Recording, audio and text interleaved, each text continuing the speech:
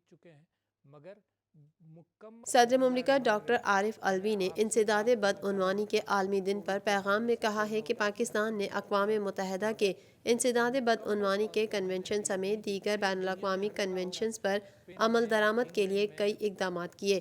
ہمیں ملک میں بدعنوانی کے خاتمے کے لیے قوانین کے جائزے اور ان پر سختی سے عمل پیرا ہونے کی ضرورت ہے۔ صدر عارف علوی نے کہا کہ پوری قوم کو متحد ہو کر کرپشن کے خلاف جہاد میں حکومت کا ساتھ دینا چاہیے۔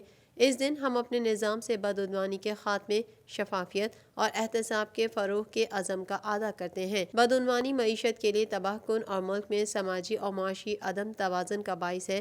صدر عارف علوی کا کہنا تھا کہ کرپشن کے ناسور سے نمٹنے کے لیے پاکستان نے سخت احتساب کے نظام پر عمل کرتے ہوئے مؤثر اقدامات کیے ہیں۔ بدعنوانی کی لعنت سے متعلق آگاہی پیدا کرنے کی ضرورت ہے۔ میڈیا اعلیٰ اخلاقی اقدار کے فروغ میں اہم کردار ادا کر سکتا ہے۔